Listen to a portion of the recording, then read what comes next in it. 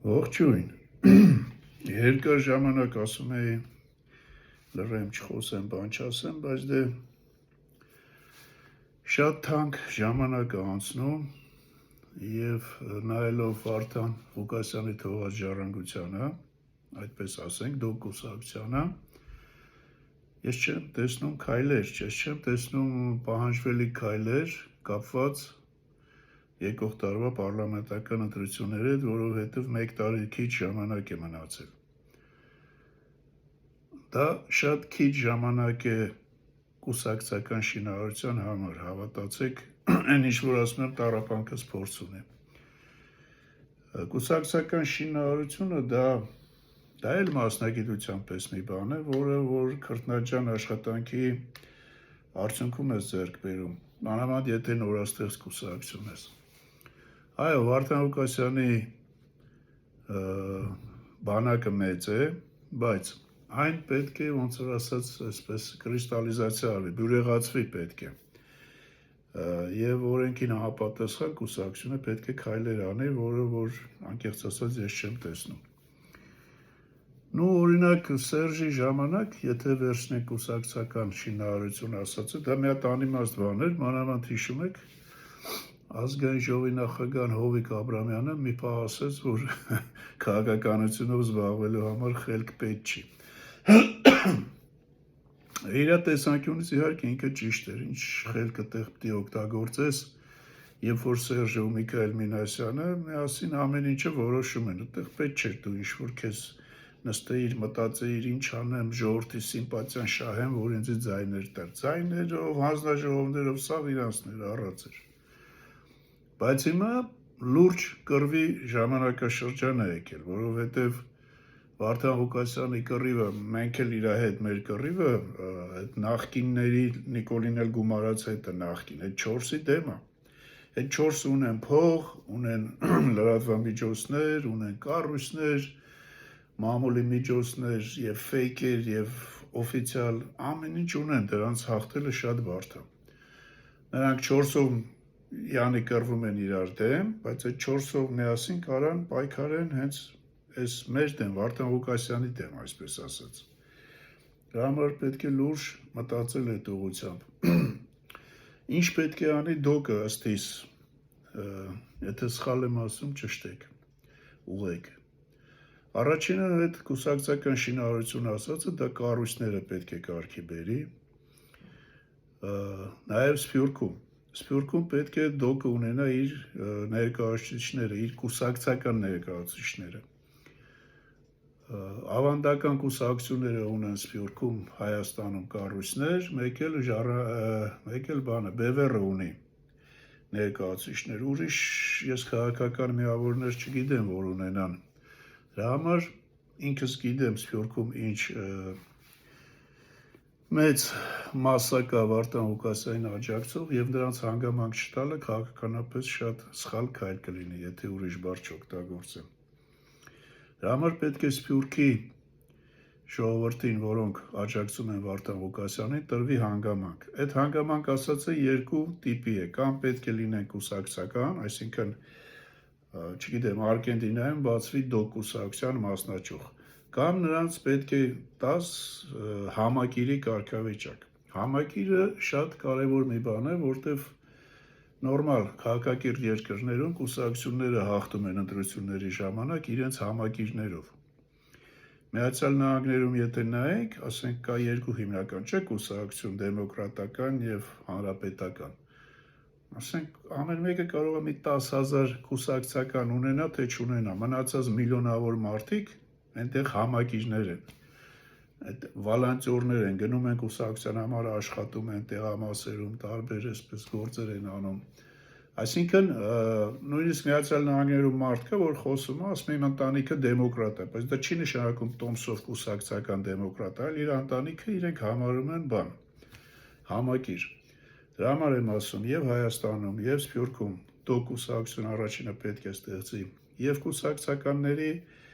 կուսակցական կառույցներ, կուսակցականների հավաքատեղիներ, թեկուզ ինտերնետի մեջ, պետք չի ասենք ամեն անգամ ինչ-որ մի տեղ գրասենյակ, այսօր տեխնիկական հնարավորությունները թույլ է տալիս, որովհետև մարդիկ խմբեր ստեղծեն եւ Zoom-ով կամ մի բանով առնչվեն իրար հետ։ Եվ երկրորդը համակիրների շրջանակը։ Երրորդը, որ գտնում եմ անպայման այդ ամեն ինչին զուգահեռ պետք է արվի, դա համագումարն է։ Դոկուսակցությունը պետք է հիմա համագումար անի եւ համագումարում ընդունի բանաձև, ինչպես ինքը պատկերացնում երկիրը կարգիր բերելու, դա եւ տնտեսությունն է, եւ ներքին արտաքին քաղաքականությունն է, բանակն է, դատաիրավական համակարգն է, ազգայնացումը ինչպես է արվելու տարբեր ստրատեգիական օբյեկտների, որ պատկանում են հայ ժողովրդին, դրանց եկած եկամուտները, այսինքն նախընտրական այդ արշավին դու հիմա պետք է պատրաստվես, դու պետք է բանաձև ընդունես, որ սա լինելու է կուսակցության հետագա գործելաոճը, այս ուղղություններով է կուսակցությունը աշխատելու, որ ամեն մարդ շարքային քաղաքացին Հայաստանի Հանրապետության իր շահը տեսնի, որ ասա էս լավ բան ասում, եկեք աջակցենք, որտեղ Վարդան Ղուկասյանը, որ ասեց կանի, այն մնացածները շատ են ասել, ոչ մի բան չի եղել, նույնիսկ հակառակն է եղել, բայց այս պահին վստահում ենք Վարդան Ղուկասյանին, այստեղ մնում է ասել հերթով, ասենք Վարդան Ղուկասյանն ասում էր մեքենաների այդ պլյոնկ են հանել կամ կարմիր գծեր, դրանք էլի կարակ գրեք, բայց դրանք շատ մանր հարցեր են, այն իրավիճակում, այն աշխարհում այսօր որ կա Հայաստանը, այս պատերազմները մեր հարևանների տարածաշրջանում ինչեր է սպասում, մեր գլխին ինչեր է սպասում, շատ ավելի գլոբալ հարցեր կան։ Այսինքն ազգային պետություն ստեղծելու կոնցեպցիան դու պետք է ունենաս, դնես, ժողովրդին բացատրես, որ մի տարի հետո ասես ժողովուրդ, այս գալիս եմ իշխանության, այս բանաձևն եմ ընդունել ու այս հարցերը պիտի լուծեմ։ Ձեր համար է ամեն ինչը։ Աջակցեք մեզ, որպեսզի մենք ստանձնենք, մաս կազմենք, գոնե ինչ-որ մի մաս կազմենք, գոնե ընդդիմադիր մաս կազմենք իշխանությանը, որպեսզի այս խնդիրների իր օրենքի ուժ տանք եւ հետևենք, որ այդ օրենքները իրականանան։ Ազգայնացում, բանակ, ինչպես ասացի, մնացած բաները։ Հաջորդ կարևոր բանը դա ընտրություններին այդ ամենակիչը մի 4000 հոգի առանձնացնել բան, ընտրական հանձնաժողովներում դիտորդ։ Սերժը իր տիրապետության տարիներին անց օրենքները ընդունել, որ հանձնաժողովները միջև հիմա իրանք են։ Որ Սերժը ասում է առանց հանրապետական կուսակցության Հայաստանում քաղաքականություն չի կարա լինի, ընտրությունները չեն կարող առանց մեր գիտության մասնակցության լինել, ինքը տեղ մի հատ ճիշտ է բան ասում, որտեվ այդ տասովչիկները բանը 90-ականից որ սկսեցին փող բաժանողները, արդեն 2007-ից 8-ից հետո Սերժը դրանց տվեց իրավական կարգավիճակ։ Այսինքն այդ փող բաժանողները, արդեն օրենք իմացողները, ընտրական հանձնաժողովի մեջ օրենքներ, արդեն նրանք թրծվեցին, օրենքներ իմացան, եւ Սերժը նրանց դասընթացների անվան տակ տվեց լիցենզիաներ։ Այսինքն դու այսօր կուսակցություն ես, ուզում ես մասնակցես ընտրությունները, դու չես կարող հաշվիչ հանձնաժողով մարդ ունենաս, դու պետք է լիցենզիա կամ պետք է Սերժի մարդկանցից մեկին վերցնես, կամ դու պետք է շատ դիտորդ ունենաս, որ հերվից դիտում ես, թե այդ ընտրությունները հաշվարկը ոնց է գնում։ Եվ եթե կա 2000 հանձնաժողով ընտրական Հայաստանում, այսինքն դու պետք է գոնե ամեն հանձնաժողովում 2 ազնիվ մարդ ունենաս, որ փոխ 12 ժամ մեկը մեկին հետևելով, ձայները հաշվելով, որ չգողանան։ Գողությունը բացահայտ է, միշտ էլ տեսել ենք։ Ում ձայները չեն գողացել, որ բոլոր ընդդիմադիրների ձայները միշտ գողացվել են, իջացել են 1%, 2%, բայց իրականում մարդիկ շատ ձայներ են ունեցել։ Այս ընտրական հանձնաժողովներում այդ 4000 հոգին ունենալը դա պարտադիր պայման է, որտեղ դու ինչքան էլ սիրուն բանաձև ներկայացնես երկիրը վերաճելու, բայց եթե քո ձայները գողացան, դուք արդեն ոնց որ ասած մեկ հիասթափություն եւս գնալու է ժողովրդի վրա, իբր թե Վարդան Ղուկասյանը չընտրվեց։ Վարդան Ղուկասյանը, եթե այսօր ազնիվ ընտրություններ լինի, ես միշտ ասել եմ, 70-80% ինքը ձայն ունի։ Իսկ եթե հանգարց այս մոտ ապագայում Աստված անի դուրս գա, ասում եմ, ձայների դեմը Սերժենք չեն կարողանալու առնել։ Տեսեք Հայաստանում ինչ է կատարվում։ Ղուկասյանին իբր պարալիզացրել են, քաղաքականապես չկա, որը իրանց կարճ խելքով։ Հիմա Սերժի ու Նիկոլի համար խնդիրը Ռոբերտ Քոչարյանն է։ Հիմա Ռոբերտ Քոչարյանն է փորձում խառնել,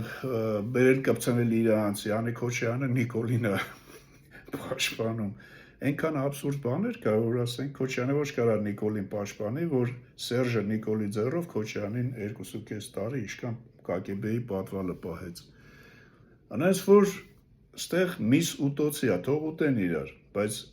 դուք ինչ ենք անում, մենք ինչ ենք անում, դոկուսակցությունը ինչ անում, այստեղ պետք է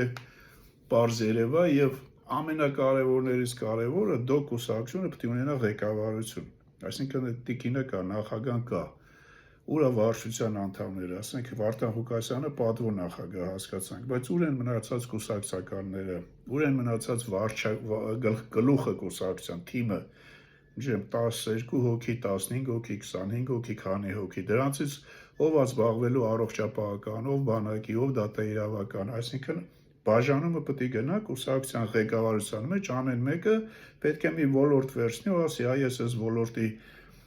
մասնագետն եմ, կամ այս ոլորտին սենց բան եմ առաջարկում, բարեփոխումներ եմ առաջարկում, եթե ես լինեմ առողջապահության նախարար, այս պարտադիր ապահովագրություն, չգիտեմ, այդ դեղերի հարցը, այդ խառնաշփոթը, վերջը չեմ ուզում հիմա խորանամ, ուզում եմ ասեմ, մեկը գյուղատնտեսությունից է լավ, ամեն մեկ չի կարա մարդը ամեն ինչից լավ լինի։ Այսօր Նիկոլն է իրան դրե, որ ինքը ամեն ինչ հասկանում է, իտոգում ոչ մի բան չի հասկանում ու արդեն սահմանները անցել է, արգելակերներ չունի, արգելակների այդ տրոսն էլ կտրվել է, արդեն ամբախ, ինչ ասես խոսում է, ինքը իրան խայտարակում է մեզ էլ հետը։ Մեզ պետք է լուրջ թիմ, որ դուք այսօրվանից սկսեք այդ թիմը ձևավորել եւ ցույց տալ մարդկանց, որ մարդիկ տեսնեն թիմը, տեսնեն թիմի առաջարկած ծրագիրը, գնան ընտրությունների եւ ընտրություններում մեր դիտորդները ամեն հանձնաժողով գոնե 2 հոգի կարանան որքան հնարավոր է պահեն ձայները Վարդան Ղուկասյանի, որ Վարդան Ղուկասյանը գա իշխանության եւ երկիրը հետ վերադառնա դարձնի ազգային պետություն։ Ուրիշ տարբերակ ես չեմ տեսնում։ Ոնց որ թե ամեն ինչ ասեցի։ Խնդրում եմ տարածեք, ես չգիտեմ, կարող է հիմա ուղարկեմ Վարդան Ղուկասյանի մի ժամանակ մեսենջերով ուղարկում էի, դրվում էր։ Հիմա կարող է չդրվի, կարող է չի աշխատում մեսենջերը, չգիտեմ, բայց խնդրում եմ մեր համակիրները, Վարդան Ղուկասյանի համակիրները սաղթո տարածեն, որ գնա տեղ հասնի։ Առայժմ այսքանը, հաջողություն եւ համբերություն բոլորիս, ամեն ինչ շատ լավ է լինելու։ Ստեսություն։